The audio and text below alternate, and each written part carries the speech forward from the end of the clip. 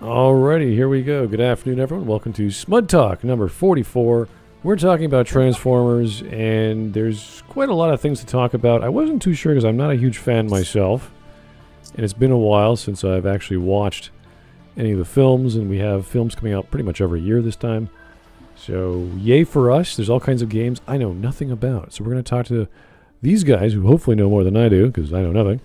And we're going to find out what is cool, what is hip, what is happening in Transformer Land this year as well as last. And we're going to start with movies, simply because we have a movie coming out this year. We had one that came out last year, I believe, in 2023. Transformers Rise of the Beasts. Right. Oh, yeah. Yeah, and that apparently sold very well worldwide, and it came out like in the Singapore first, and it came out in the rest of the world later on.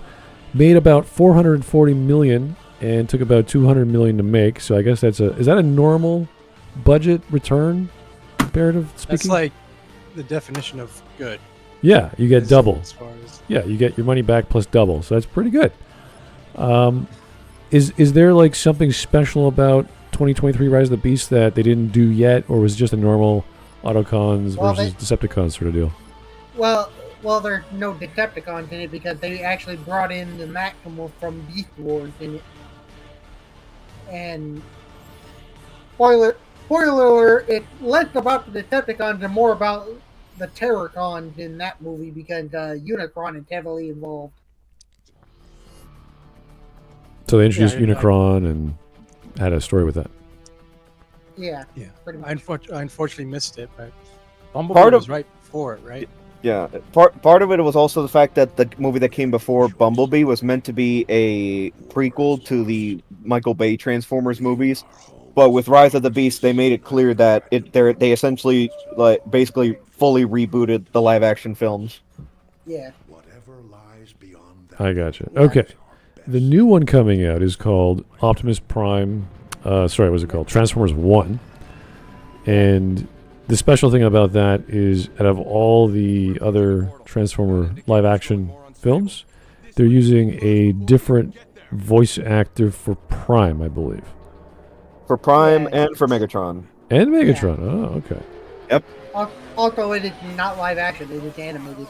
It is animated. It's fully CG animated, and it at least comes off as being a prequel to the bigger continuities. It shows the friendship. It shows the former friendship between Optimus and Megatron. Back when Optimus used to be Orion Pax, and back when Megatron was just a generic bot called D16. Yeah, a minor bot called D16. And yeah. So the whole thing between them is like the general story between them. They used to be friends. And this is across every version. They used to be friends at first, but in most versions, but when it time to select a new Prime, this is the current interpretation now. When it came time to pick the next Prime, the new leader of the Autobots, Megatron believed he was meant to be selected as the next Prime, to the point where he even took up the name of a former Prime, Megatronus, aka the Fallen. So, and then Orion proved that he was more worthy than Megatronus of being selected, and so he proved his worth. And from that point, Orion was selected, and thus became the Optimus Prime we know now. And in retaliation, for D16, who was calling himself Megatronus at the time, he then decided to oppose Optimus by officially naming himself Megatron, becoming the leader of the Decepticons, and that's how the Cybertronian Civil War started. Yep. The Great War, as it's called. Yep. So it's a prequel. Does that make sense that they're no longer using Peter Cullen's voice? It does make sense for the most part. Yeah. They're having Chris Hemsworth do the voice of Orion Pax. But unlike a lot of the celebrity voice casting things, they actually do have Peter Cullen involved with the film as a vocal consultant to help Chris Hemsworth with the voice. So Peter Cullen is doing something voice related for the movie, at least. Okay, so the fans are like, yeah, it's still cool. It'll still work out with continuity, and they're not going to get displeased about that. Well, from what it looked like, it's going to be its own continuity. It's just a general idea of what may have happened in the time before the Great War kicked off.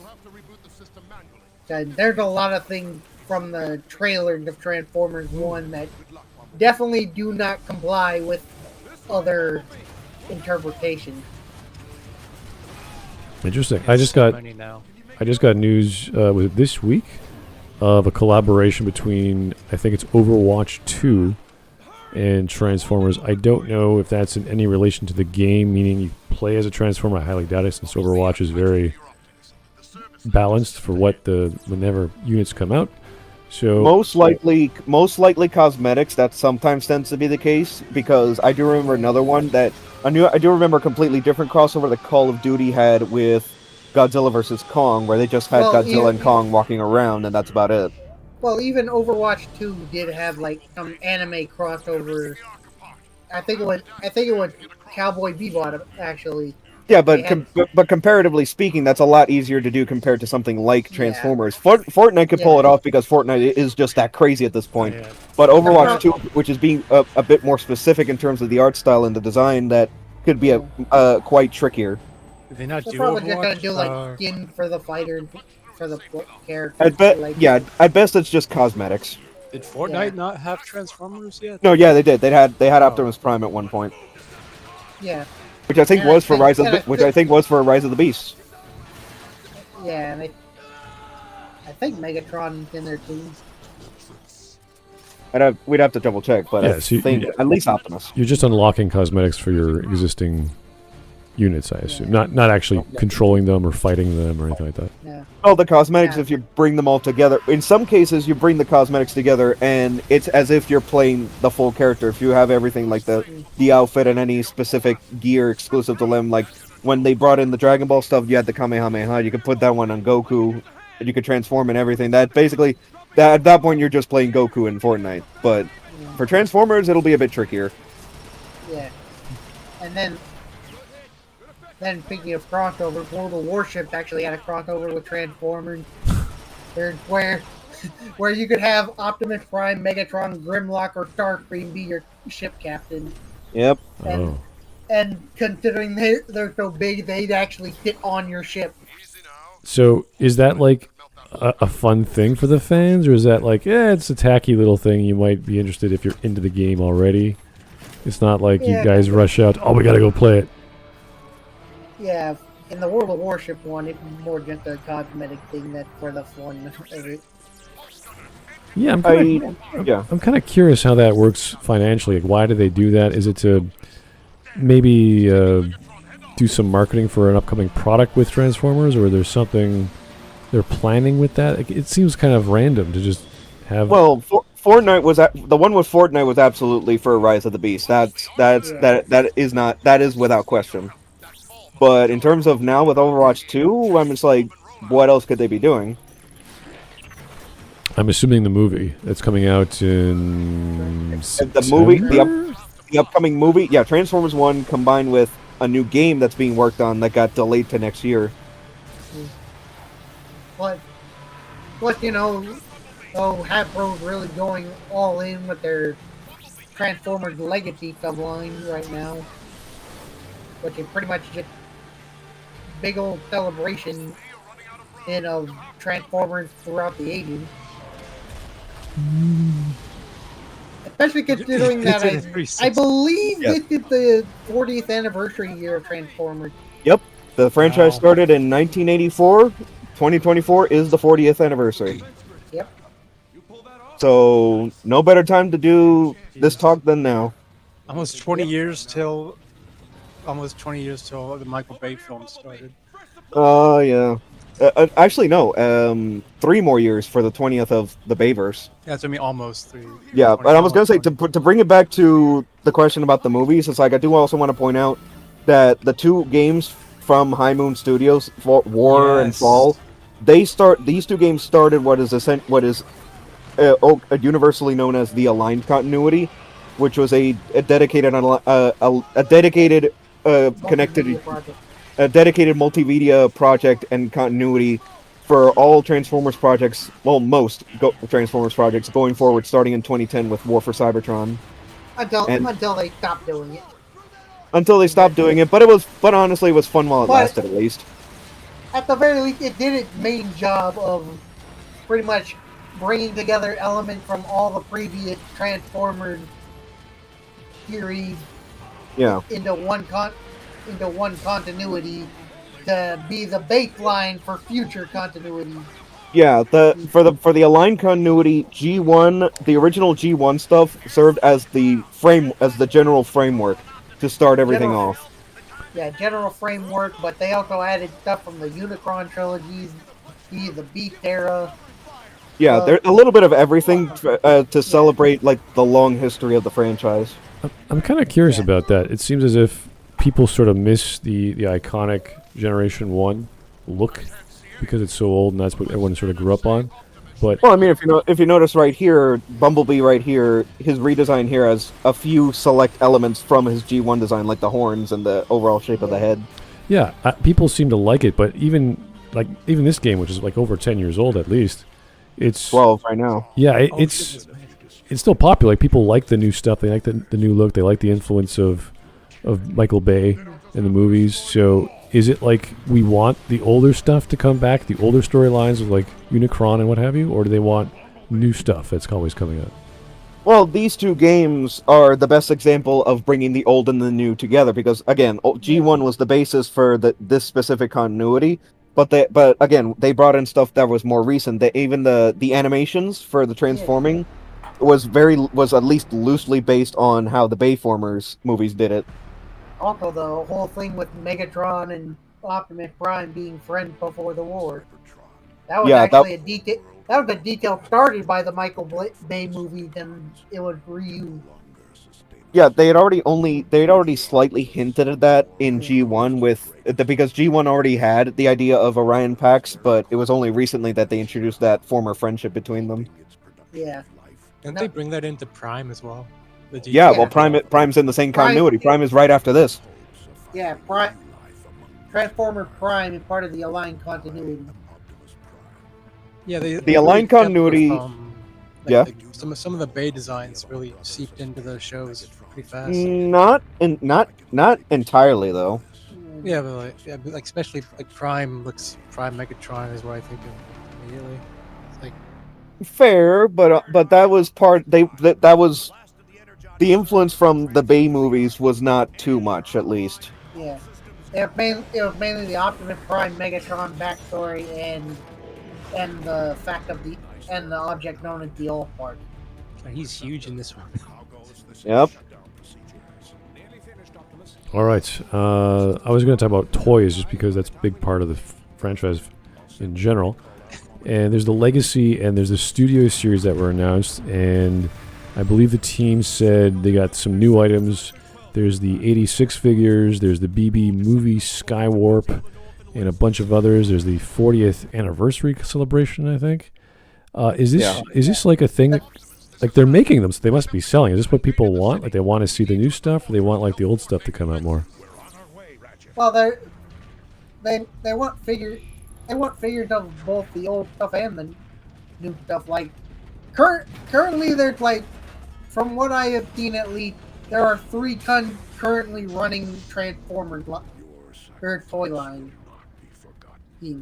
There's the current show, there's the current Transformers show, which is Transformers Earth Park, which funnily enough, is a continuity that using a concept that only one other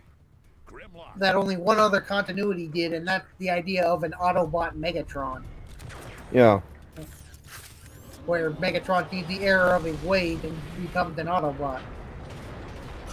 Which would not fly in most continuities that we have so far. I get the names confused, but like the of those '90s shows, like was it the Unicron trilogy? Yeah. Or was it the Cybertron trilogy? Well, '90s was Beast Wars and Beast Machines. Or early 2000s, but like one of the 2000s was Unicron trilogy. Yeah. Which is Armada, Energon, and Cybertron. Armada was the one. Well, they did that with Starscream instead. When he became Like the whole arc, because they also kind of did merge him with Thundercracker, because Thundercracker was the one that was questioning, that was the one that questioned the Decepticon cause the most, but never acted on it. Yeah, at the very least, that one did its original character profile, but they never really did anything with it, except for the IDW comic. And then, the first one, they mainly did that in Armada because they merged the two. Well, no, it's more they treated the Thundercracker figure more as a, instead of a separate character, they just treated it like a power-up form for Starscream, which the anime did. Although the anime did have a line that acknowledged the existence of Thundercracker, where Starscream literally says, when he gets the power-up, he says, I look like Thundercracker.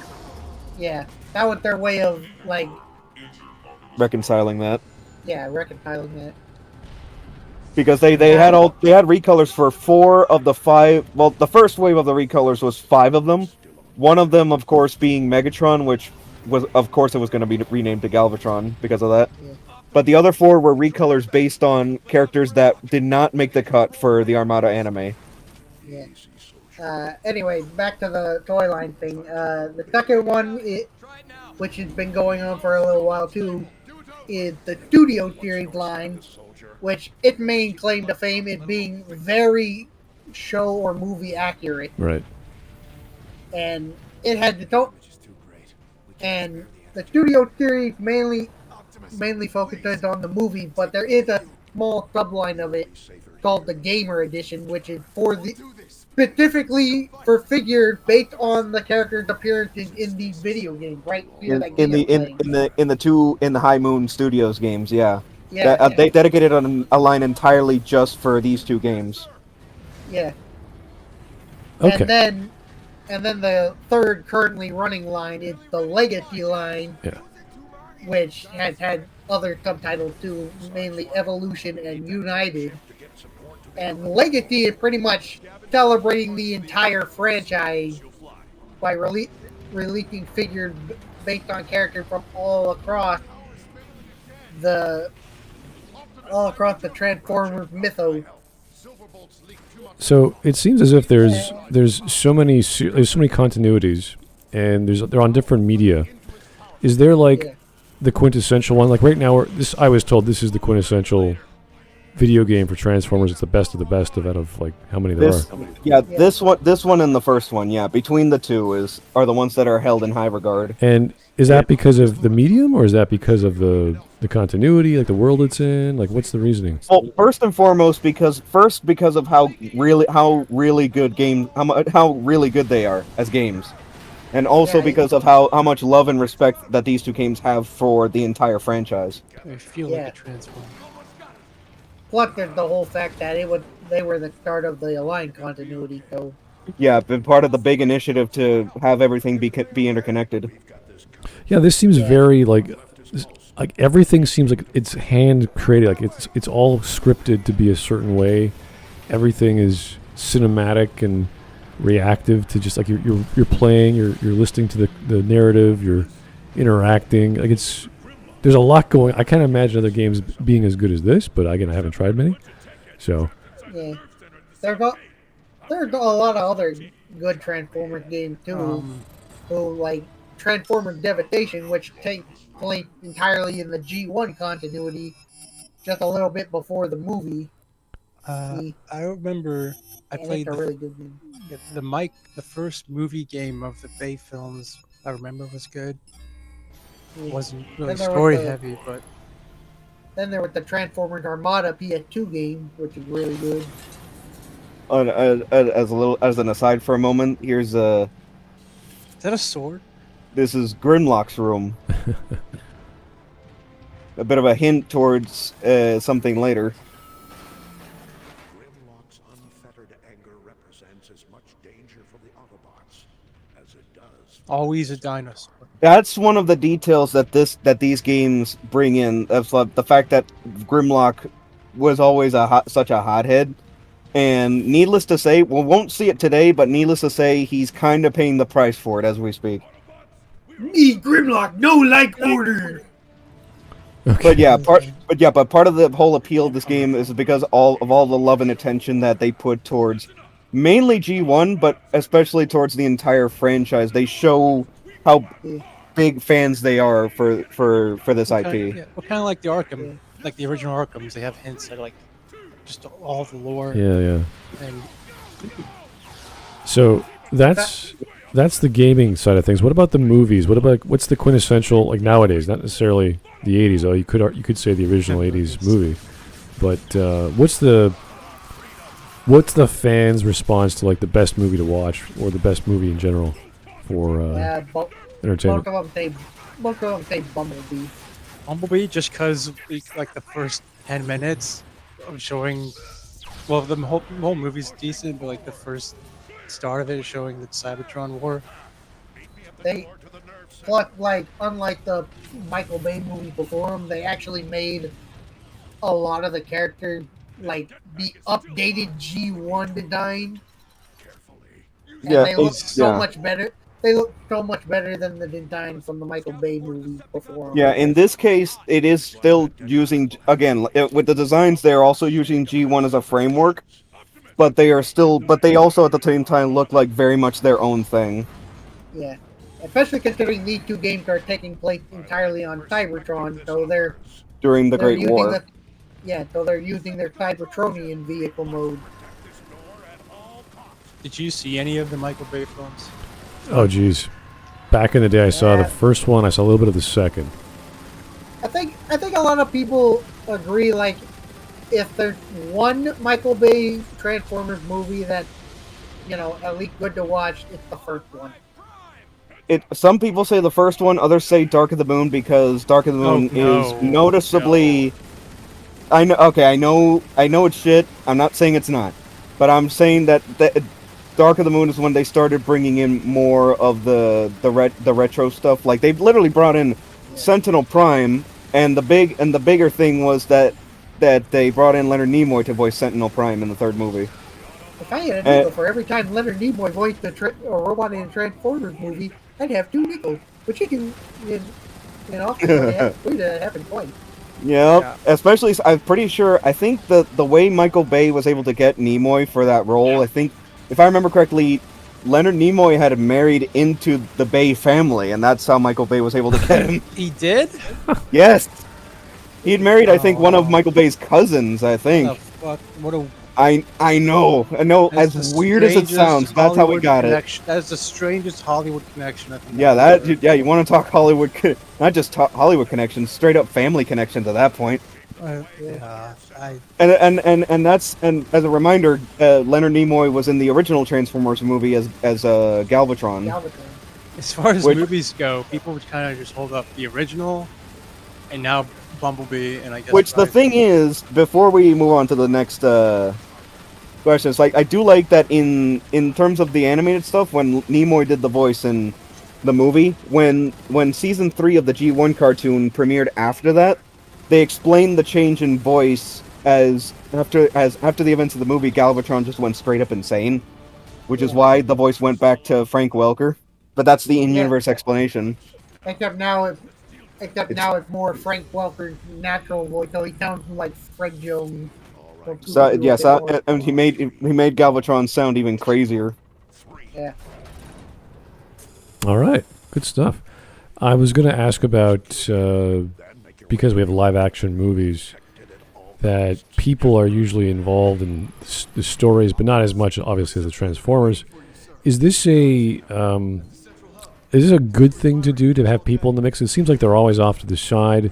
I've seen the Lego minifigurines as potential ways of doing it, because it's not live action, so just people in general.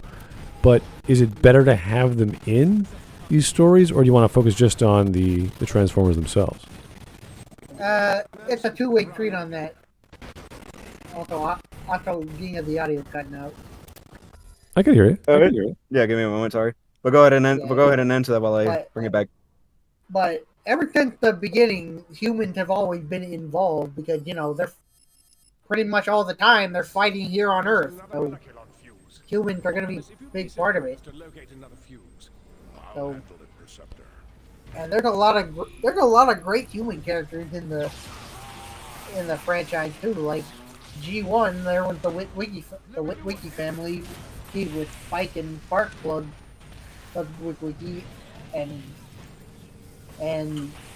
Spike's best friend Chip Chase, and his girlfriend, later wife Carly.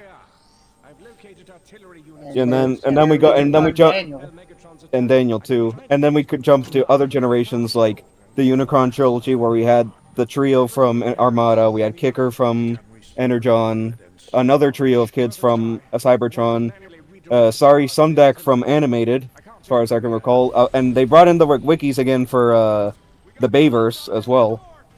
Yeah, they just changed. They just changed it. They changed it to Sam. Yeah. Yeah.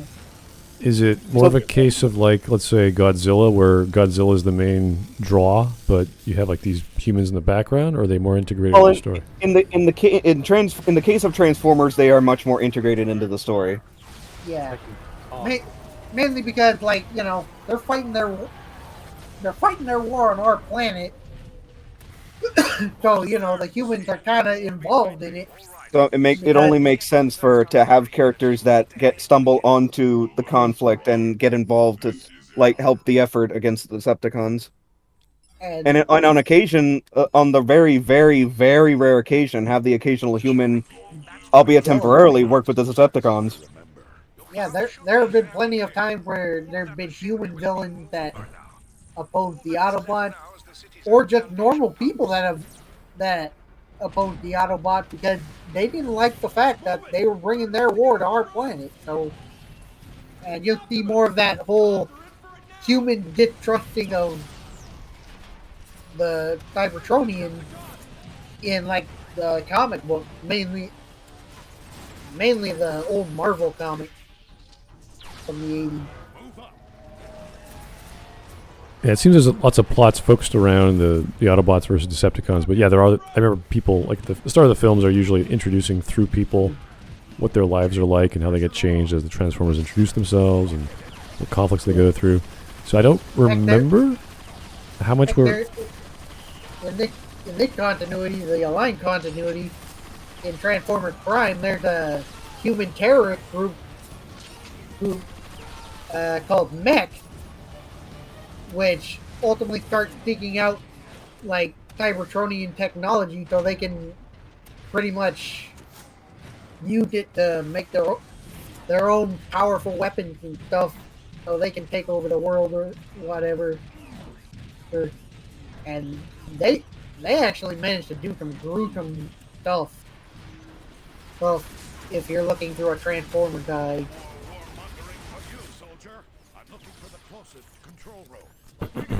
And it also helped that their leader Silas is voiced by Clancy Brown, so yeah.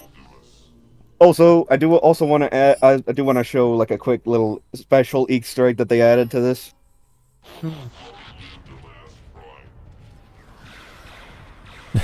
as a special weapon, before we continue with the discussions, like, they added Megatron's original G1 gun form as a bonus weapon. That's great. The toy we will. That's the same sound effect. Yeah. Yeah, the original sound effect from the G1 cartoon. Probably not half this game. Now let me just re-equip my too bad actual we're gun. Never And keep gonna, going. Too bad we're never going to get that gun form ever again. At the Nope, just the original. They did. I think didn't they re-release it, like, at least once. I think No. it's great. Megatron has a tank. Yeah, but at the same time, the only other time they made a Megatron figure. Made a Megatron figure with the original gun form is specifically the Masterpiece. The Masterpiece figure. Yeah. After. And that's like the only time, and, like, in some countries you actually have to have a license just to buy it. Yeah. Because it's a gun. After that, I think for current G1 stuff, they did end up changing his default form to a tank, which honestly does fit a bit better with him. So. Yeah, because then he doesn't have to be wielded by someone else just to do damage in his alt mode. Yep. I just love the design that comes with that. He has tank treads as feet. As feet and as shoulders. Yeah. Okay, so Sometimes his shoulders. here's a good. At the incoming Robo 10, the incoming Robo 10 automatic transforming robot figure, for that coming out sometime soon. It's based on the G1 design, but they're using the tank mode. All right. Well, here's a good question. We talked about the various iterations of the Transformers, and you guys are talking about how much you like certain ones. What's the preference that each of you have? Like, do you have like the classic G1 look? Is it like the Bayverse style of realism, or is it something like a hybrid? Like, I don't know, maybe like a Beast Wars look. Like, what's the thing that you really like of all the designs? just design, not like characterization. Okay. Yeah, like the visual design. Yeah. Personally speaking, I like the G1 designs. I love Beast Wars. But if I had to go with like design, my favorite design for pre-existing characters, I have to go Armada. Because Armada. honestly, Armada Optimus Prime is just the peak design for Optimus Prime to me. Yeah, Yeah. I agree. I can that second trilogy has the best looking. And the design of Megatron in that show is great. Yeah, I think that's the point where they changed his vehicle form into a tank. Actually, I think that was the first one, wasn't it? No, it was Generation 2. Oh, it was G2. Okay, but wasn't he Galvatron still at that point? No. No. Okay.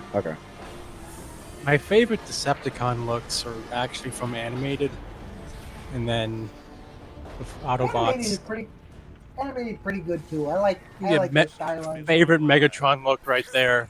I'll fight for that. And then the Autobots, they just kind of go all over the place for me. I like Bumblebee's look. I like Bumblebee's Bay look the most, and then I like Optimus and What was Bumblebee in the Bayverse? What was it? Dodge Challenger, I think. Yeah, something like that. there's the Dodge Challenger. Yeah, that's the one I recognize off the top of my head because me personally, I do like that car design just in general, even before it was in Transformers. But then I really like Prime's. Yeah. Bulkhead. If you had to ask me what my favorite Starscream design though is, it's definitely Armada, because you cannot beat the peak of Starscream using one of its own wings as a freaking sword. It's awesome. Fair, but it still doesn't match up to the Star Saber though. Well, yeah, obviously, but then I mean, literally, he went up against the Star Saber, and the Star Saber cut his sword in half. Yeah, I also just love how they've been able to like do all these different continuities by just changing small things. But then they have so much impact, like the characterizations between Starscreams and Megatrons. They ultimately change just really small parts, but Of course, if you ask me what peak Transformers design would look like, it would definitely be G1 Soundwave. Yep. That's one of the ones that High Moon Studios took, and they pretty much stuck as close to G1 as possible for his design, while also adding new elements. It was like perfectly replicated in the Bumblebee movie, right? Like that was all. There were a few that the designs were already so good that they kept them mostly the same. Like again, I mentioned Bumblebee earlier, and there's also also Soundwave.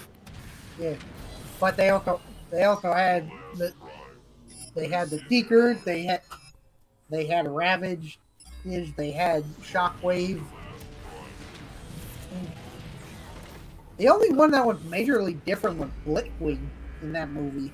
Yeah, Blitzwing was really different. But Blitzwing came from animated, right? No, he didn't come from animated. No, he was featured prominently in animated because they established in that version of that version of the character had so many vehicle forms that the robot form subconsciously created a different personality for each one. Thus, Blitzwing in that version has multiple personality disorder because of that. I really wish they kept with that. He had it before. No, but they doubled down on it. They doubled down on it in that show, is what I mean. No, what I'm saying is before he takes on Earth an Earth that died, he already had the 3 personalities with the changing fate for each one. True, but what I mean is that they doubled down on it and they made it more drastic in that one. Yeah, he gets even crazier when he. Yeah, they went harder on it. Exactly, they went harder on the idea when it came time to bring him in for animated. Yeah. But they didn't use it. They didn't really use it in any other form of the character though. Yeah, they did mostly go off of G1. The closest thing you get to that is probably Alpha Q from Energon. Yeah, which is based on the Alpha Quintesson from G1, I believe. No, Alpha Quintesson is specifically an original character for Energon, but based on the Quintesson race from G1. Okay. Which the cartoon originally declared as the creators of the Transformer race. But the Marvel Comic made a different backstory where the Transformers were created by the god of light Primus. And many people decided that backstory was the better of the two. Yep. It was. I remember. Wasn't a thing. Was it a thing at first that Primus and Unicron were brothers, or was that added later? That was from the start. Okay. The Marvel comic. In the Marvel comic, at least. But the first major media to outright mention it explicitly was the Unicron trilogy because of the focus on Unicron, and they also took advantage of the fact that when Unicron died for good and became, well, to summarize, became a black hole that sucked Cybertron and its moons in, is that's when they took advantage of the absence of Unicron to introduce Primus, and for the first time ever, they gave Primus his own toy. Yeah. It took until, 2005, 2006, roughly, for Primus to get a toy, because we hadn't seen him before. Like, in robot form. All we knew is that he was on. That's about it. He did have his form shown before, but not the way that Cybertron did it. Meanwhile, speaking of Megatron, here he is. He still has his appearance from War for Cybertron. I did I skipped ahead for the hologram there. Is that but Corey Burton still? No, that is Fred Tatasciore for Megatron. Wow. But Peter Cullen is still Optimus in all these games and stuff, so that's a nice touch. Yes. And it's like there's these two games which for the vast majority of the cast is new, while like only a couple still have their original voices, like Prime, and also Grimlock later in this campaign has his original voice again. Yeah. Original voice, Greg Berger. Who you may know as Odie from Garfield. Odie from Garfield, Ripto from the Spyro games. I was gonna say that, yep. Hunter in the PS1 Spyro game. And he was also the Kingpin in Spider-Man Web of Shadows too. That's a weird. I'll say he fits as Kingpin. I'll be perfectly honest. First I've heard of that. Ray Berger is good at Kingpin. Again, like Fred Tatasciore is Megatron. He's also Ratchet, who we saw in the first chapter, and he's also the voice of another character we're going to see at the end of this chapter. I'll leave that as a surprise. And we have a whole bunch of other. I remember Johnny on Bosch was Bumblebee in the first game, but I was also going to bring this up earlier. But because the thing is, Transformers Prime, the cartoon, had already debuted at this point, and that cartoon had already brought over the idea of Bumblebee having lost his voice during the Great War on Cybertron, which this game has to work with. But the advantage is Bumblebee isn't in that too much of a game. The only reason they have that in detail in there is because this game connects to Prime. But we all know for a fact that they took that element from Bayformers. But unlike Bayformers, they actually gave resolution to that at the end of Prime. And also, fun fact, in this game, the Autobot Cliff Jumper is voiced by Nolan North. And so is Brawl, as well. Who did not reprise those roles in Prime, but he was in Prime as Smokescreen. But you want to know who did play Cliff Jumper in Transformers Prime? Go ahead and say it. They got The Rock to play Cliff Jumper for the couple of appearances he had in Prime, but the sad thing is, That's all you can early, afford. but the sad news is early on in Transformers Prime they did kill off Cliffjumper. So if you like Cliffjumper, in like the first couple episodes. yeah, if you like Cliffjumper here, unfortunately you're not going to see much of him in Prime because well he's dead there. So Yeah, rest in peace, yeah, Cliffjumper, and Cliffjumper. Sorry about the audio again, but Cliffjumper, his character here, he also bounces off of Jazz, who's voiced by Troy Baker. It's like there's another one for the count of Nolan North and Troy Baker being in the same game. And Troy Baker does a really good impression of Catman Crothers. For Jazz in particular, yeah. That didn't age well. Can't do that now. Well, no. Well. This was honestly. I mean, I don't give a I know, shit. We can say what we want about Troy Baker as a person, but props to him for actually going out of his way to do that impression as cleanly as closely. Well, as I he don't did. even mean that. I just mean like they wouldn't They wouldn't allow it now. I know. They wouldn't It's like, they wouldn't tell any VA, hey, can you do an impression of Catman Crothers? I mean, they kind of did. I mean, they kind of did a more loose impression of him for Robots in Disguise, the sequel series to Prime. It's mainly the fact that Catman Crothers, like he just made the voice of Jazz. It just worked so well. Even though it was only Scatman Crothers for the movie, though it was someone else for the show. Or was it Scatman the whole time? Yeah, it was Catman Crothers the whole time in the 80s show. Okay, well now, okay, well that's good. He was in The Shining, right? In The Shining, Wasn't he in The Shining? Scatman Crothers? I don't know. He was Cat in the Aristocrat. Oh yeah. I just remember hearing the black guy from The Shining was the voice of Jazz, and that's hilarious in hindsight, honestly. I think you're thinking. You might be thinking of the Michael Bay movie. Probably.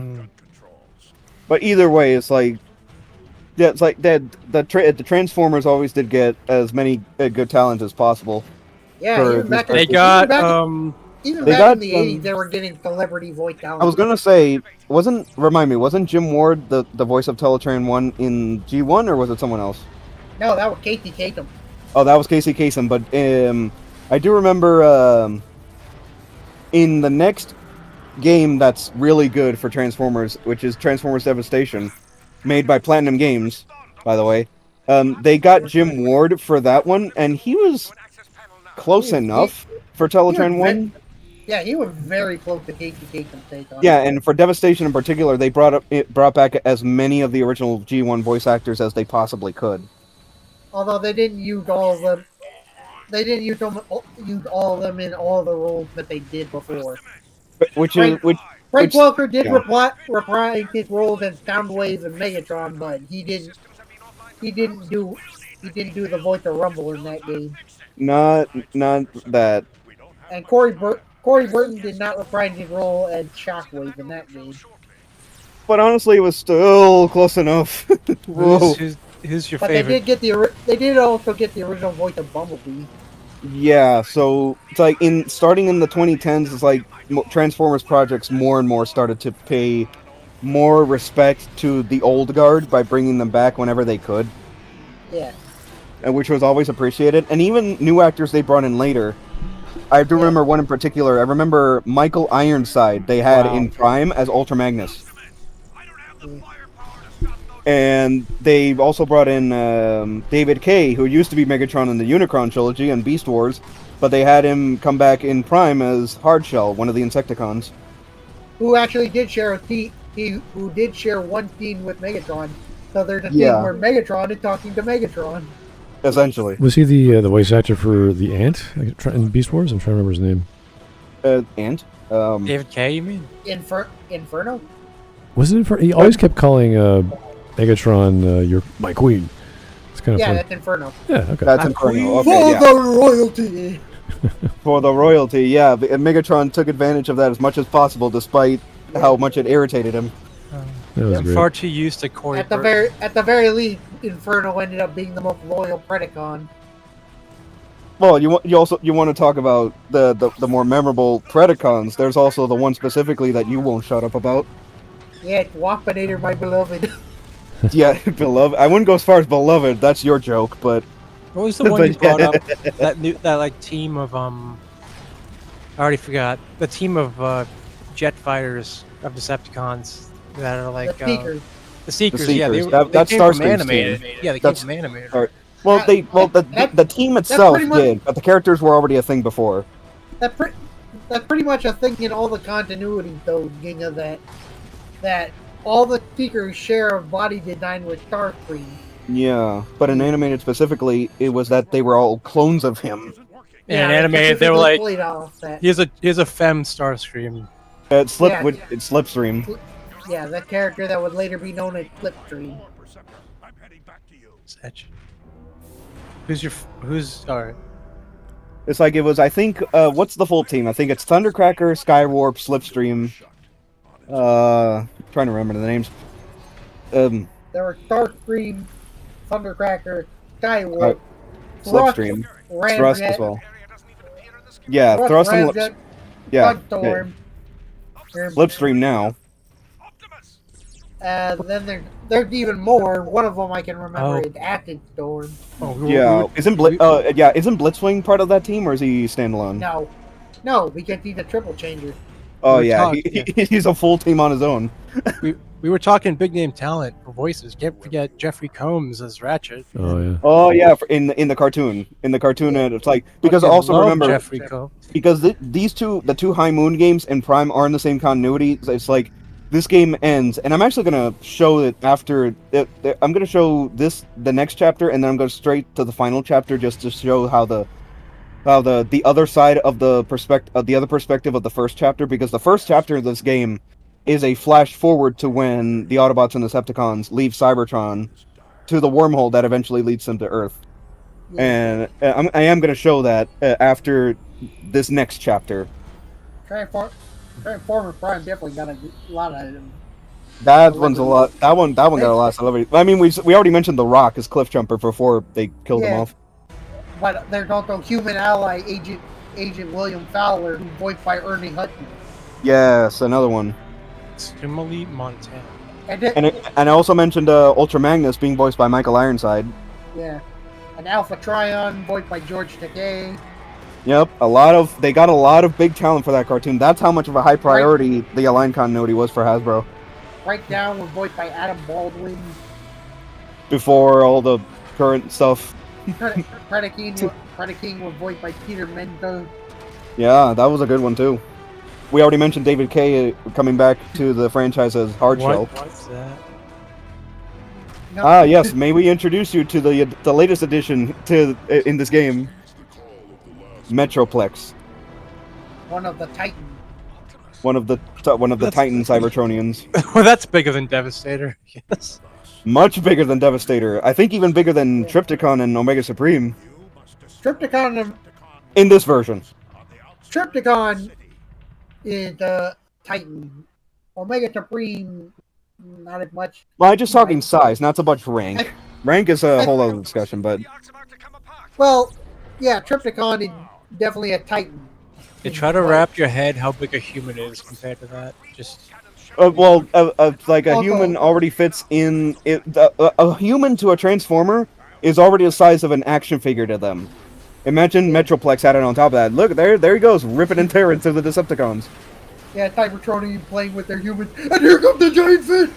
I mean, literally, the credits for this game literally make the joke of the Cybertronians fitting neatly in Metroplex's hands. so this whole game on Cybertron, Yes. you never go to Earth. Wow.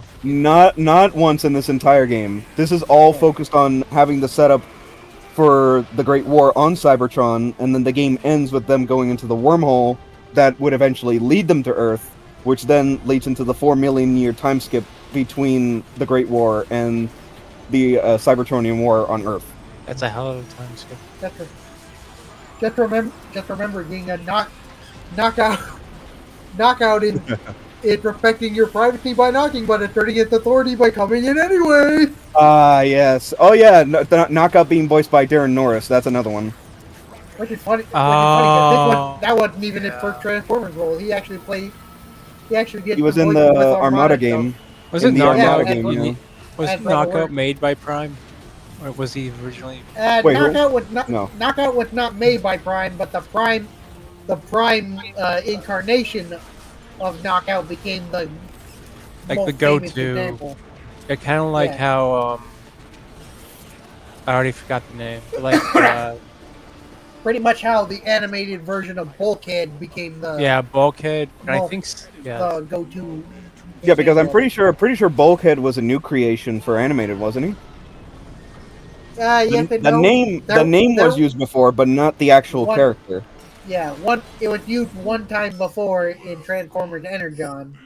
Yeah, the name, But but not that specific but it character. really didn't really fit the name.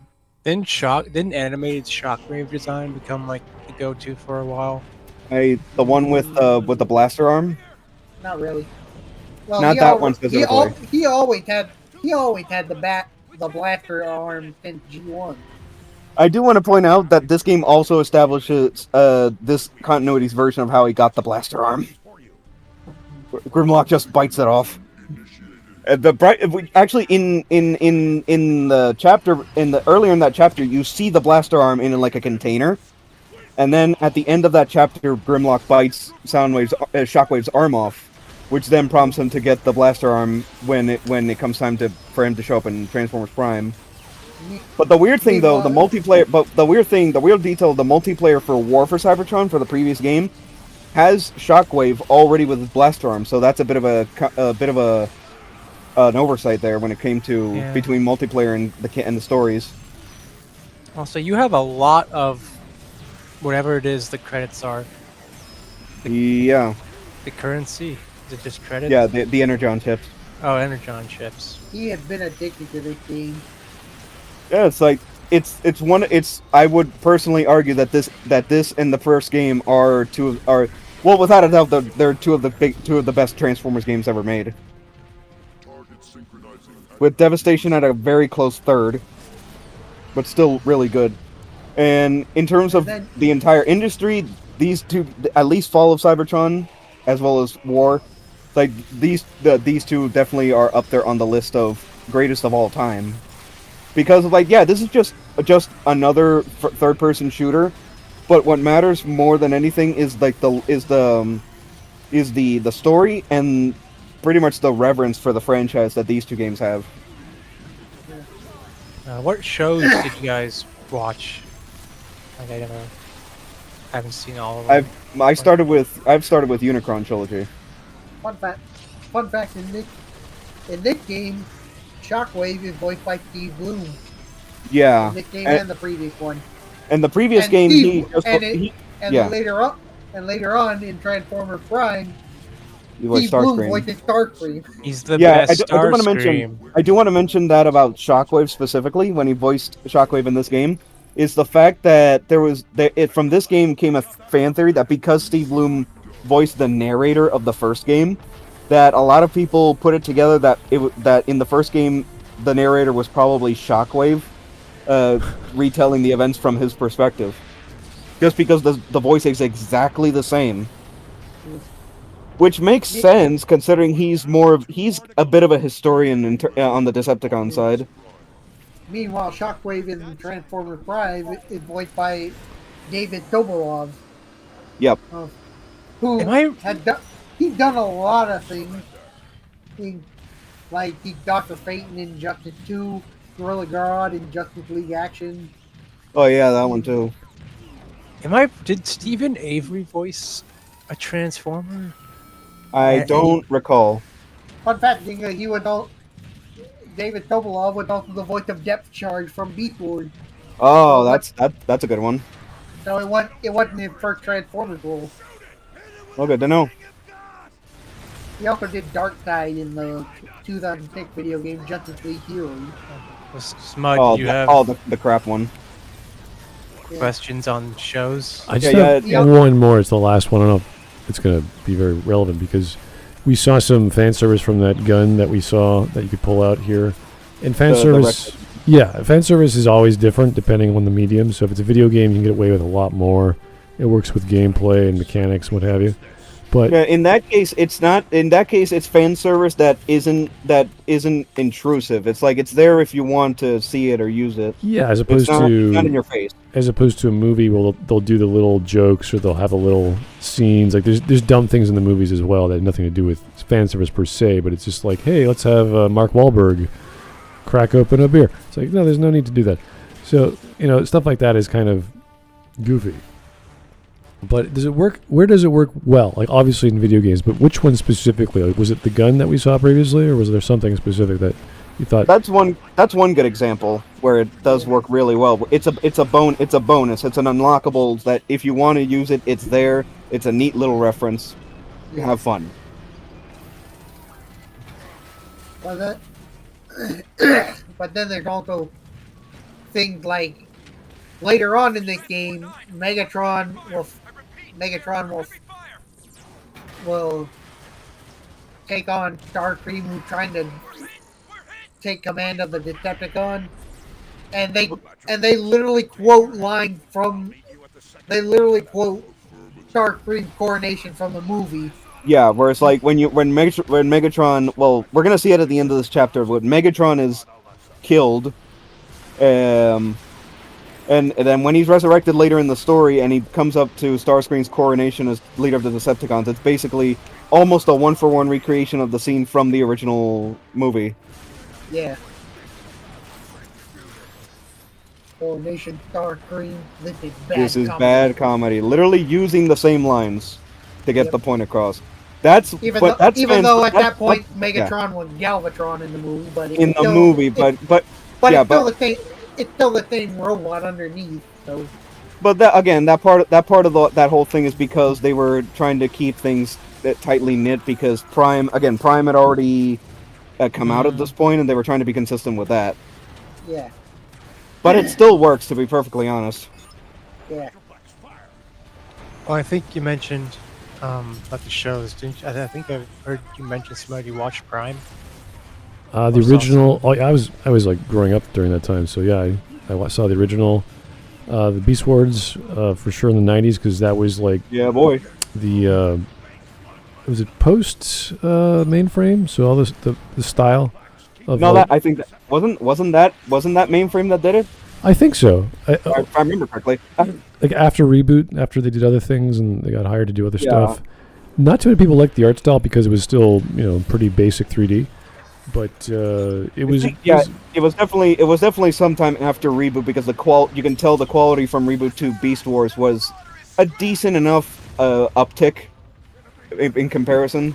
Oh yeah, like people still watched it, people still liked it, but you could tell that people did not like it as much as the original just because of the nostalgia factor of growing up with that, or the storyline weren't the same. They're all different characters. They weren't trying to like outdo themselves, but it was different. It was a lot different for other people. So what I could watch, I enjoyed, and then after that, there was all these other not spin-offs, but like different iterations of the shows or the series I never got into, and I don't know if that was just because me, going through college or whatever, but it just wasn't a thing that attracted me as much. And plus, I was studying video game design, so I wasn't really looking at it as a form of entertainment. I was looking at it like a technical thing, like how would they do that? Which machines were they using? What software were they using? How long did it take to render? Like I was asking technical questions to watch it, not to enjoy the show. So it was a different time in my life where I wasn't looking at it as a story. I was looking at it as a like, how did they do this? Like, what was how would you make something like that? I was always asking those questions then.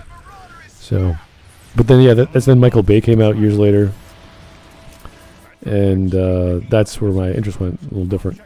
So, but yeah, no, it was always the original that had my attention as a kid. Yeah, speaking of that kind of reminds me of my experience with the franchise, because like back when I was a kid, I watched Armada. Yeah, I started with that too. I was fully on board with the toy line and everything, but like eventually I kind of just lost interest in stuff, and then eventually I was just like I don't really care anymore. I will hold I will hold Armada and the nostalgic thing, but I didn't really get into anything else Transformers.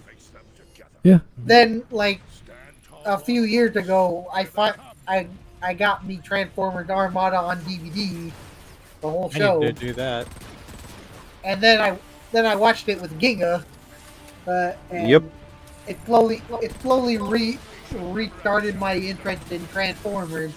Yeah. Like, And then eventually, I think later that same year, I watched Beast Wars, and I just got hooked yeah. into the franchise more than I ever did before. Yeah, because despite the whole thing of Transformers ultimately being just to sell toys, it's like in the hands of of really good creatives, they were always able to like put out really good stories over the course of the franchise's life, and Beast Wars is where that really kicked off.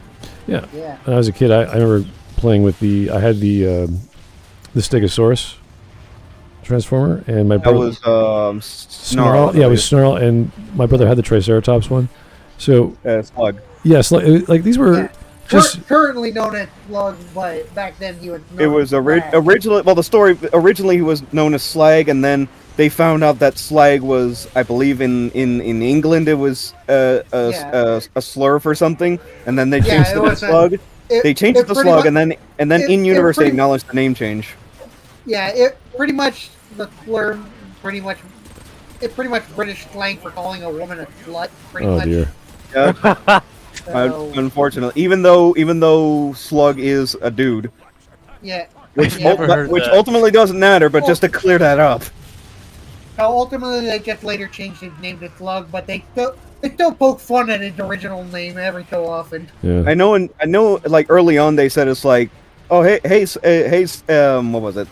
It's like what was that guy called?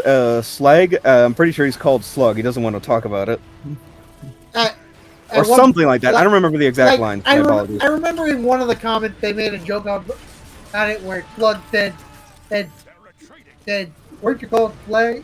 Egg, me was, but RT thought name was bad, so change it to Slug." Yeah. Honestly, Slug is a bit better considering like Slug like Yeah. like They al- weapon they al- like a slug from a weapon. Makes sense. They also like they also made a joke about it in Transformers anime, but when Nope. Slug took Snarl's name in that one, where he said where Slug known as Snarl in that show, Yeah. what became a pet of one of the Constructicons on I think it was Scrapper. Or Yeah. Scrapper pretty much said I was gonna call him Flag, but he didn't take kindly to that name. Yeah. Also something about the Dinobots is like the fact that this game in particular, Fall of Cybertron, was meant to be like I mean I think they showed up in animated before this, but in terms of the aligned continuity, they wanted to make like the grand return of the Dinobots with this game, Yeah. like the full team. Well, as close to the full team as they could, because in this game they established that one of them got killed off. Yeah. Which was the one Sludge. Sludge. Yeah. Yeah, because in this continuity, the Dinobots, since the Dinobots are meant to be like post Cybertronian War creations, like later along with the Insecticons, they establish here that the reason why the Dinobots exist this early on is because of experiments done to them by Shockwave, Yeah. like torturing them, disfiguring them, severely altering their bodies completely, surprisingly enough, based specifically on information from prehistoric Earth, where Shockwave had already gathered information about a prehistoric Earth and based the Dinobots off of those designs. Mainly because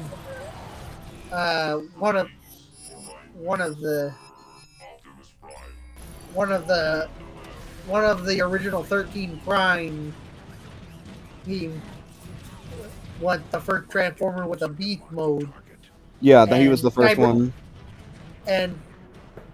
and like he could actually see throughout time and space, so he actually saw like Also, a moment. Just look at the size comparison here. Whoa. Yeah.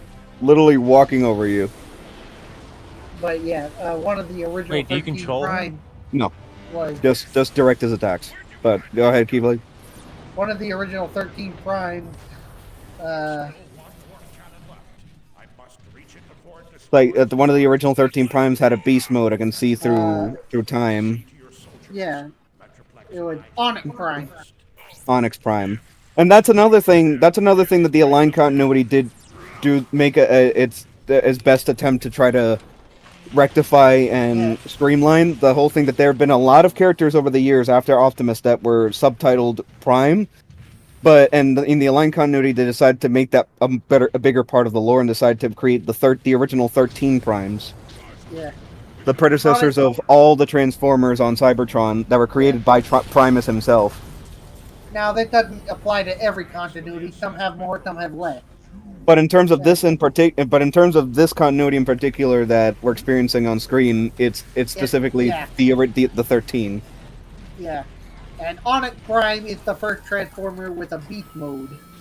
And that's where the entire idea sprung, and that's what inspired Shockwave to start looking into that a little more when after he discovered Earth. Also, here's the one that I was. And he has a special item called the Triptych Man, which was given to him by Primus. Also, hi Soundwave. That was just a random Soundwave. That's cameo. Soundwave. He's popped up. Yeah, well, that's just because Soundwave is also geared towards recon. That's how he's been doing it. But going back to Onyx Prime. He has an item called the Triptych Man, which allowed him to cast his spirit across vast distances to commune with the dreams of far-off beings, or even track the journey of a part of the afterlife. And it probably thanks to that he further beat mode were based on things we've seen on Earth. Yep. For beast mode, so beast mode and just the general the dinosaurs, the ancient prehistoric animals. It's like even it's like mythological things like dragons. Yeah. And it was already a thing on Cybertron in a lot of versions that they already had vehicle forms, just some things that would be more commonly seen on Cybertron in particular. Yeah. That was overall just a way for... That was just the explanation for why they would have alternate modes on Cybertron, because otherwise in older continuities they would just stay in robot form. But they established here that they've had vehicle modes since the beginning. In fact,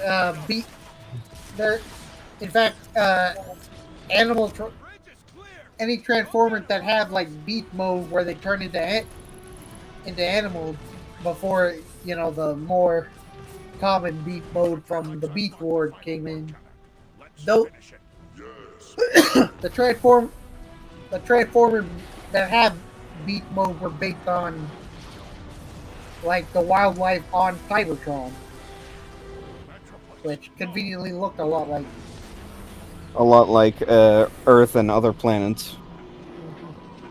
Yeah, and it's established here, it's like, going back to the plot of these games, that throughout a lot of the early chapters here, you're seeing the ship here. That's the Ark that they brought in from G1. That's the ship that they used to go to Earth. That the Autobots used to go to Earth, and they all end up on by the time of G1. Meanwhile, on the other side, you want to say it, Keyblade, or should I? Meanwhile, speaking of ships, since the Autobots have the Ark, but go ahead and say what the Decepticons have. The Decepticon iconic vessel is known as the Nemesis. Yeah, and they had introduced in War for Cybertron. They had introduced the Titan Trypticon, who is the final boss of that entire game. Yep. And in between games, the Autobots had captured the remains of Trypticon, and well, actually, after it's like later in the story they show it, but in between games they did that, and later, like near the end of the story, Megatron and Soundwave and Shockwave a little bit take the remain. No, this is on the left is Brawl, on the right is Onslaught, two of the Combaticons. because we also get some combiner action here with Bruticus. I was gonna say, Megatron and Soundwave take Trypticon's remains later in this story, and they turn Trypticon into the Nemesis. And this is a plot point that comes back in Transformer Prime. Yep. It's like that's really the big advantage of the aligned continuity, that they are able to take a lot, like we said before, they're able to take a lot of this stuff, able to reintroduce it in different ways while also staying true to the original stuff. Now we're also going to see here another moment of fan service that really works and really pays off. Now, as we saw earlier, it at least appeared that Metroplex went down. Oh my! Yeah, and Starscream gets full of himself.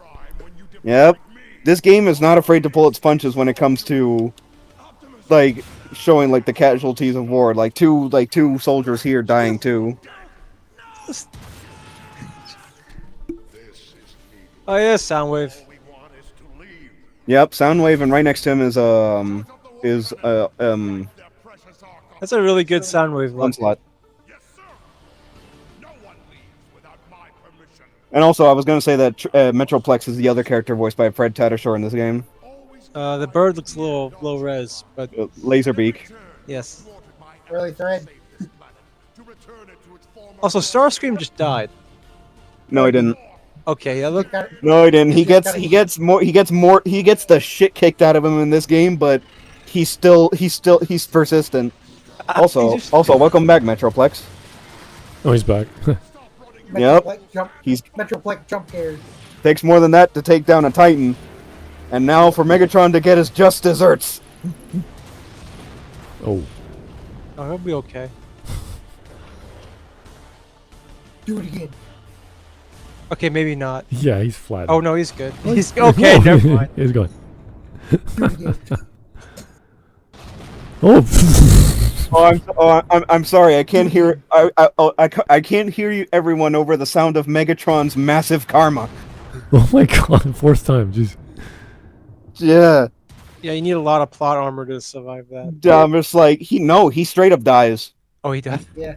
He's dead. He is dead right now. But well, to spoil this, Soundwave brings him back later. Starscream, I'm your new leader.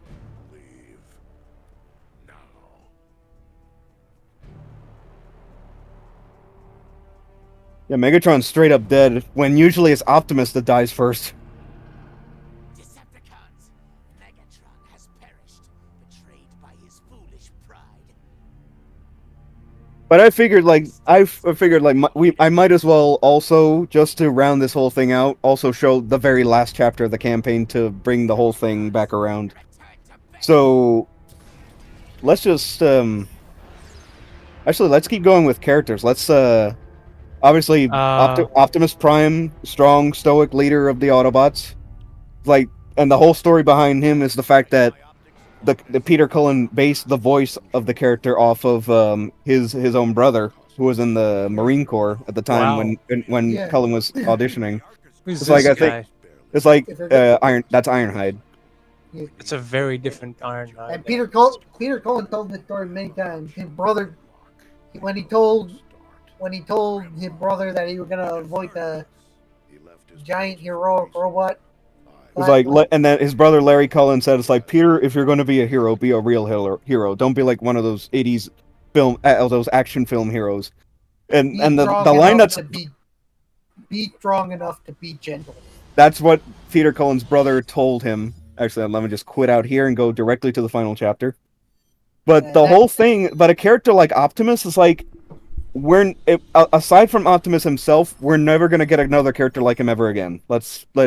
And that's really sad to say, because Optimus Prime really set the bar for in that kind of franchise, that kind of show or whatever, the kind of leader that one has to be to get the job done in a situation like this.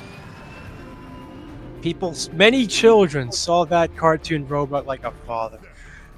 Especially when he died in the movie. Yeah. Like, so many children were up that Optimus Prime died.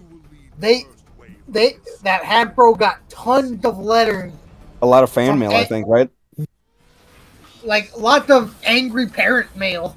I mean, I'd be pissed Oh, too if they just killed Aaron mail. everything Okay, I didn't know about that.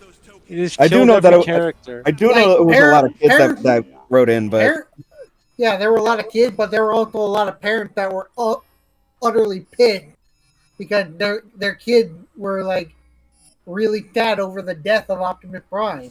I mean, I'd be pissed And- if the reason they did it was because they wanted to sell a new line of toys. No, they did it because not they did it necessarily. Because Optimus. Nah, in this case, it was they all the characters that were killed off in that show in the movie were because the toys were being discontinued. Yeah, that was straight up the case. But for Optimus, that the case was different. They did that entirely on purpose. Yeah. So ultimately,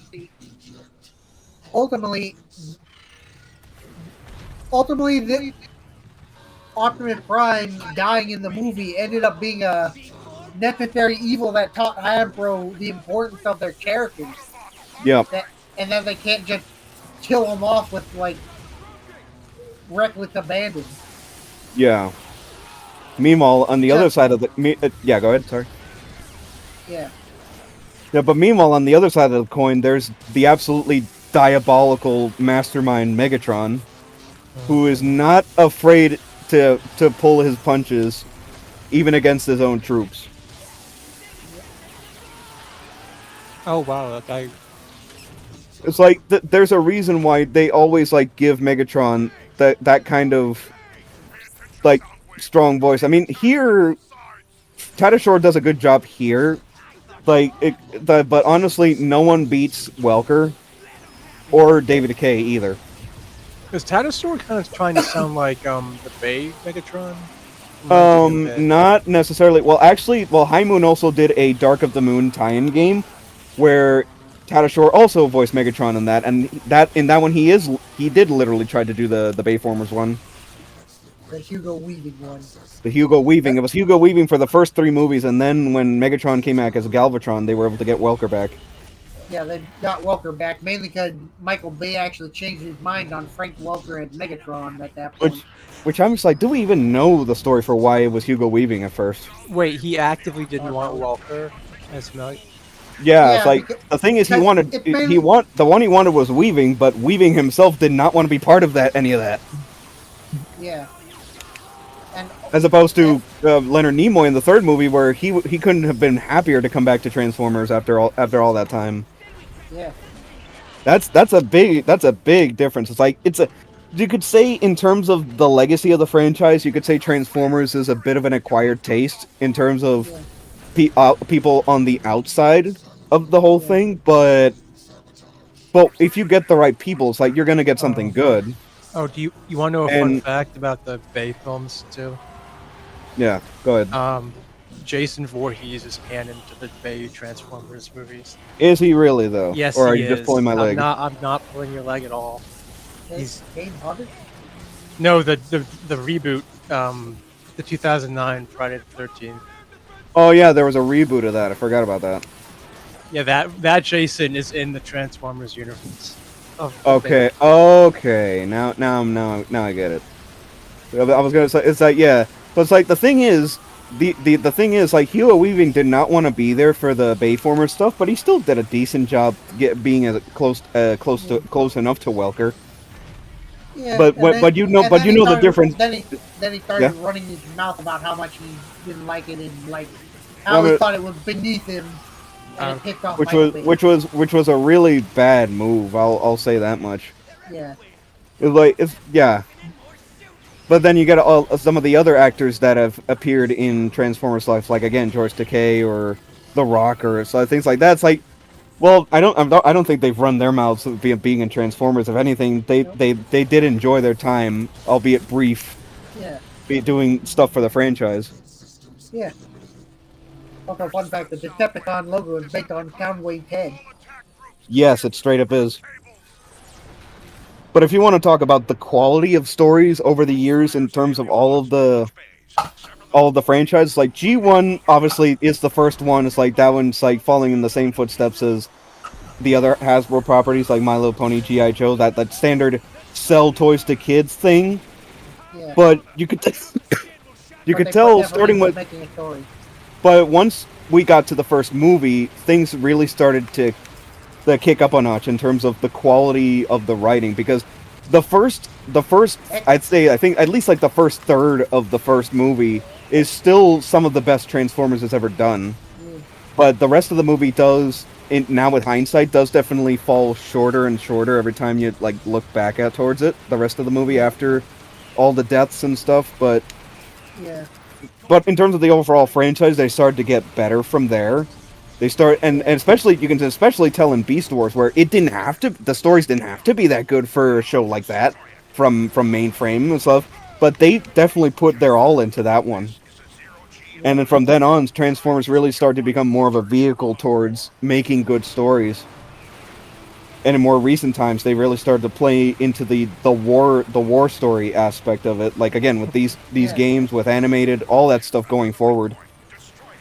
People say Prime. That's Transformers Animated actually takes place after the Great War. Well, a lot of this stuff, a lot of the more recent stuff does, mainly, especially the aligned continuity, where they tried to. I'd say this continuity more than anything tried to build the most off of the back of the Great War. Well, the Great War happened all through the continuity, more or less. Well, I mean specifically the original stretch of the Great War that was on Cybertron. Yeah, but the Great War still continued into Transformers Prime, and it only ended at the end of Prime. Yeah, to the point where they literally made it like a 1 hour or so special to end off the series. Yeah, pretty much a movie. Yeah, and another thing of the aligned continuity, it's like the Prime was the centerpiece of the whole thing, with the two games here as prequels. I do want to point out there was another show that was not planned to be part of the aligned continuity, but they put it in anyway. Yeah, Transformers Rescue Bot. Which was just like that was the Transformers show for like the really young kids. That the people behind the aligned continuity, they saw that and figured that since there really wasn't anything to contradict the main plan that they had with Prime and the games, it's like they just figured like screw it. They added it to the aligned continuity, and they do have guest appearances back and forth to and from Rescue Bots as well. Like that just shows their dedication, that they saw the potential that had to be connected. It's like it wasn't much ultimately, but it's nice that they at least considered the side project that was going on at the time, and decided to include it as part of the bigger storyline. Yep, and after Rescue Bots ended, they got a sequel series called Rescue Bots Academy, which takes place which is the furthest part of the timeline, because it takes place after all the other shows. Yeah, after both Rescue Bots Prime and Prime sequel series, Robots in Disguise 2015. Which there was already a Robots in Disguise back in, 2001, around there? 2001. Which was the first time since G1, or G2, I think, that Transformers was traditionally animated. And I think also the first time that... Well, I think also G1 was animated by Asian Studios, wasn't it? One of many? Toei Animation. By Toei, but... they also outsourced some of it to... Yeah, but I did also want to say that Robots in Disguise was the first time where it was explicitly a full Japanese anime production that they released in America first, and then later in Japan. No, actually, you're wrong, because Robots in Disguise 2001 was actually the Japanese car robot series, which was part of the Japanese Beat era continuity. Oh yeah, it's like okay, it's like it wasn't it. It's like how. It was literally was it the same Megatron? No. Okay. The robot from that one was originally called Gigatron. They just changed its name to Megatron in the dub. Okay. And ultimately the dub of Car Robot that became Robots in Disguise 2001. Okay. Ultimately, the English version and the Japanese version are treated as two different continuities, even though they're the same show. Okay, now I get it. Oh, I remembered what I wanted to say, like about the designs and how like stuff like Blackout. Blackout's Bay design became like the go-to design for him for.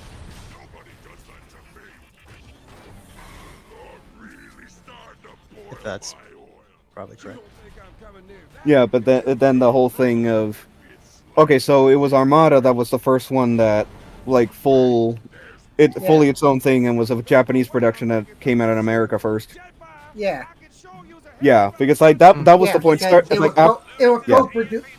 It was co-produced by, you know, Takara Hasbro, Cartoon Network, and the Japanese animation studio.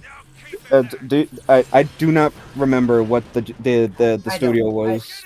I don't remember it either. But you were right. But you're right in that it was Toei for Robots in Disguise 2001. I do. It reminded me of that one. Or what? No, Toei did the G1 cartoon. Oh, okay. My bad. Am I crazy, or is this guy basically Blackout? The Bruticus? No, this is Bruticus. Like because the combined form of the Combaticon. Yeah, because all five of them get a spotlight like halfway into the story. You play as it's like they're all here: Vortex, Blastoff, Swindle, Onslaught, and Brawl was in the first game too on his own.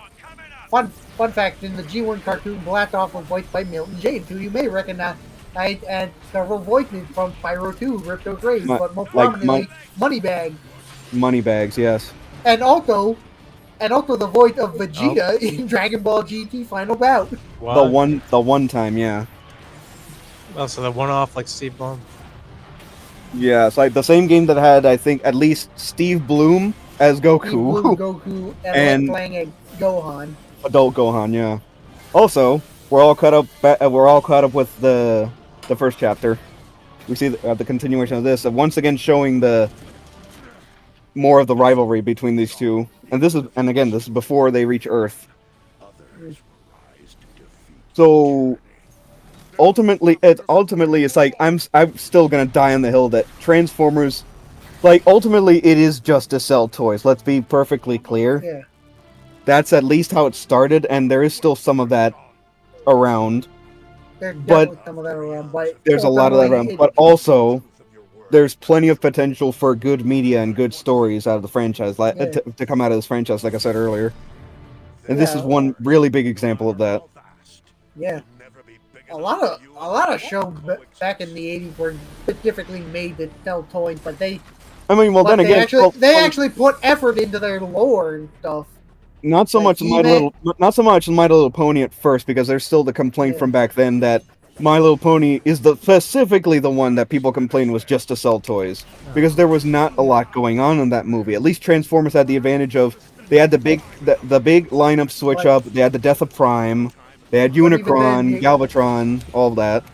But even then, you had shows like He-Man, Thundercat, and G.I. Joe. So is that the reason that Bumblebee doesn't have a voice? Does he get shot, or is he just straight up? It's the same explanation. I think it's the same explanation as in the Bayformers, where it's like it happened on Cybertron. But it didn't happen. It did not happen right there because Bumblebee didn't have his voice already. Yeah, in this case, it happened in between games, which is still on Cybertron. But yeah, they did show what happened in Transformers Prime, and it specifically stated that Megatron personally damaged his voice. Oh my gosh, God of War.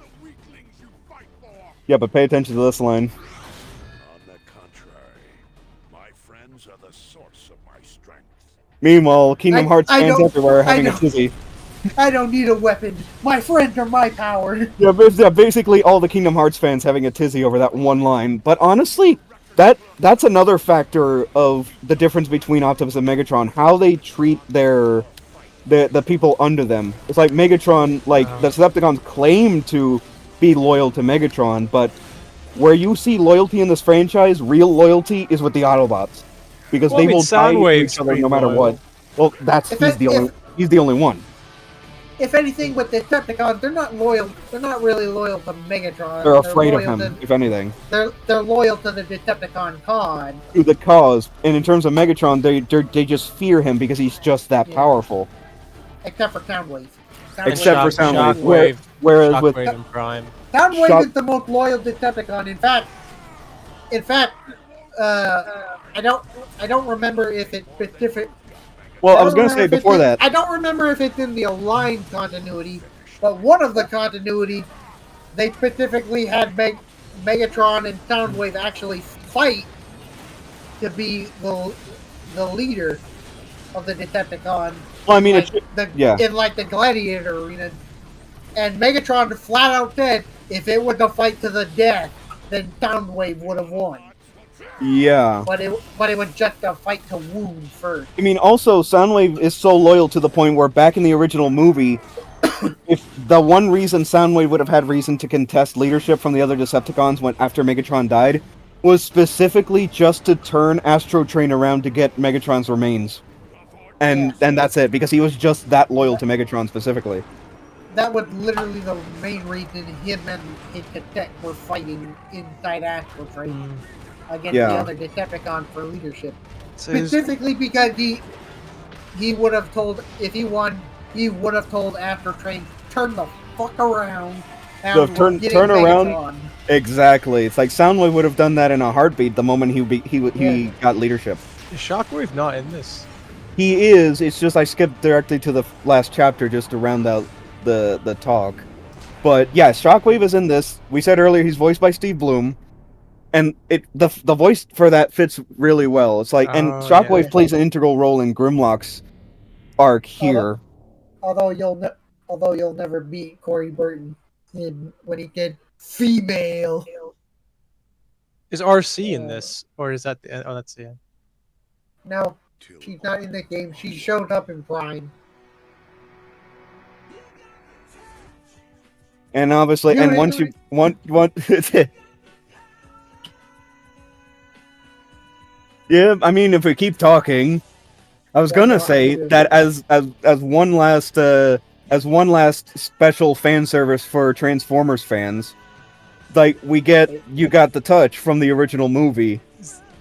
Is that going to copyright? Is that going to? I was gonna say, Smud, is there a way for you to disable it for the stream, but you can still hear it? Yeah, it's pretty low unless it's very noticeable, and we've been talking over it so far. I think it's okay. But this is another moment where fan service, it hits you and it works because this is your reward for beating the campaign. This is after this whole journey of the time of the war on Cybertron during this point of crucial history. And this is meant to mark the transition over to the next stage of the Aligned continuity, which is the Prime cartoon. There's the Dinobot. Yeah. And here's all the Dinobots right there, including Sludge, who dies partway through the campaign, but they still have him in the credits here, and also they still have the in-game model in the files as well. And meanwhile, here's here's Bumblebee doing the Carlton. The Carlton is like. This is the moment where the developers had a lot of fun here, and also the point I mentioned earlier with if it comes up with Metroplex. It's like they're so small they literally fit in his hands, and there's like, here's a bit playing with my toys. No kiss, literally. But you know what? This like, and now just to close this off to keep talking over the music, but to still have it there. It's like this is one of those points in a franchise after It's like the Transformers. Well, Transformers never had that franchise slump because there was always good media. Well, not almost always good media, with the exception of the Babe movies. But this is a point where Transformers, they wanted to do something different with the Aligned continuity. And there's Ultra Magnus. Yep. And they wanted to do something different. They wanted to have everything more neatly tied together. Yeah. They wanted to have everything as consistent as possible. But ultimately, they came to the conclusion that not everything is going to line up. But just the big events are going to line up, and everything else can just... because they didn't want to limit people that came in during this era for the stories. They just make a good story, make sure it follows the basic points, and that's it. And honestly, with what we got, it was really good. I think was especially prominent with the whole plot point that certain things beforehand were declared multiversal singularity. So pretty much things like Primus, Unicron, the original 13 Prime, in every universe they were the same person. Yeah, the Aligned, that was another initiative of the Aligned continuity to try to streamline a lot of the more bloated aspects as much as possible, and then And obviously one of those Ultimately- things was the 13 Primes, the relationship between Primus and Unicron, their relationship with everything else, that whole thing. Yeah. Ultimately, the multiverse is still very much a thing with Transformers. But unlike with other properties eventually- now, eventually they decided to segregate all the versions again. Yeah, eventually they made a big story where they ultimately erased all multiversal singularity. So everything in the universe had its own version.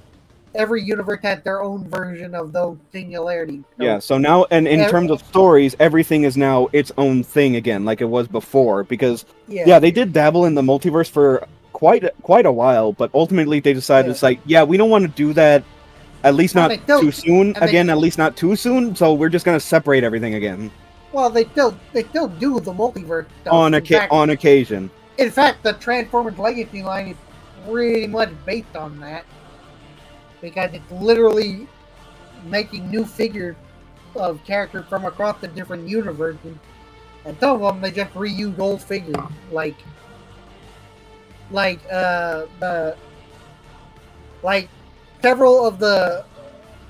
several G1 characters and B4 characters. They just reissued the Transformers War for Cybertron Kingdom toy line version, Yeah. like the Galvatron figure, the Tarantula figure. They just re-released those with like slight touch-up to their paint and stuff. But yeah, but just to conclude this whole thing, it's like Transformers is one of those franchises that is, for the most part, very much stood the test of time, and it does Yeah. deserve all the praise it gets. For And also for better or worse, Transformers is here to stay. And See, a also lot of it the does multiverse stuff better than a lot of things nowadays. So the That shows too. are pretty underrated. A lot of their Like, shows are great. Yeah, Like but animated, I think, is really underrated. yeah. Oh no, but- a lot of people love animated.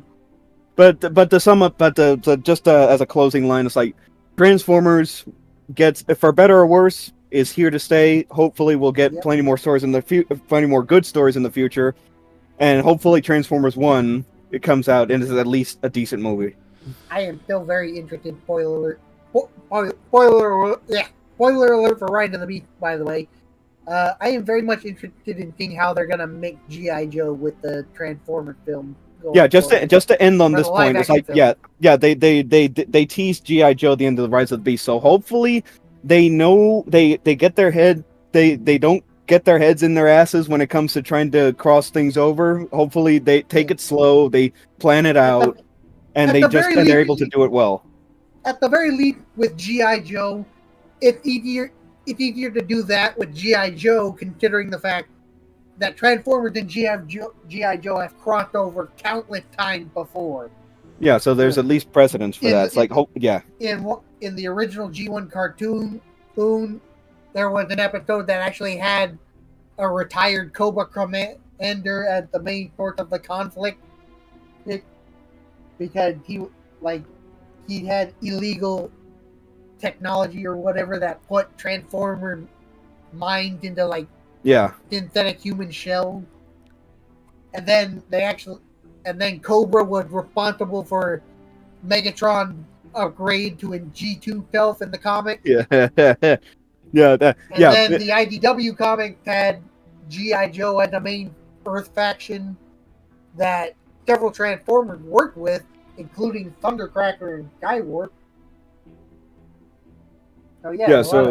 So needless to say, Transformers can definitely get crazy when it wants to. Yeah. But hopefully everything that's coming up for Transformers, there's hope. Like the movie, let's hope it's good. The game that got delayed to next year, hopefully that's good. And honestly, it's like this the is only just big issue I have with Transformers 1 is like they're a little too like they're playing into the quippy. comedic angle a bit too much. Yeah.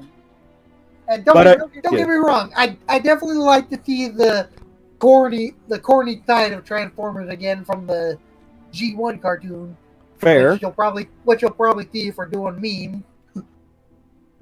But And that if it's good, then it'll be accepted along with everything else. Yeah. If not, then it can go in the pile with Bayformers. But I think yeah, now, ultimately, but- I'm going to chalk that up to first trailer not really setting a good, not setting a ideal precedent because they're not really showing like the best stuff, and hopefully the final movie, like the initial trailer, just didn't do it justice.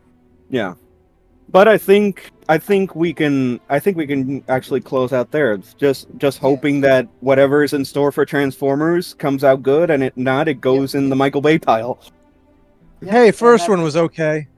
Okay, but then it went down from there. But at the very least, you gotta give the first movie that it did revitalize the brand and make it a lot more popular for people. fair. Okay. And those So- designs were pretty. Well, some of those Yeah, designs were pretty. But Plus, it did give them pretty good stuff for the lore going forward, like the all Yeah. park.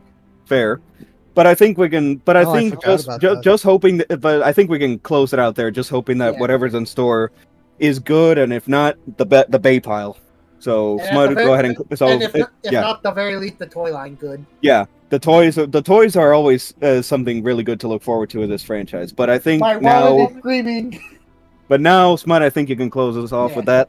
All right, guys. Well, thanks so much for your time. We did get a super chat from Threadnought saying that always enjoy seeing Gigaman play his Gundam game. So, thank you. He's just messing with me. Thank Don't you. worry about it. Thank you, Mr. I got Threadnought, for your time, your money, and everyone for just geeking out for 2 hours almost Yeah. on Transformers. There's lots to talk about. There's so many shows. There's so much media, and we keep getting more. It's a popular franchise. I think it's one of the only successful Western animations, stories, whatever you want to call franchise, that's just Well, kept the- coming back. It just kept.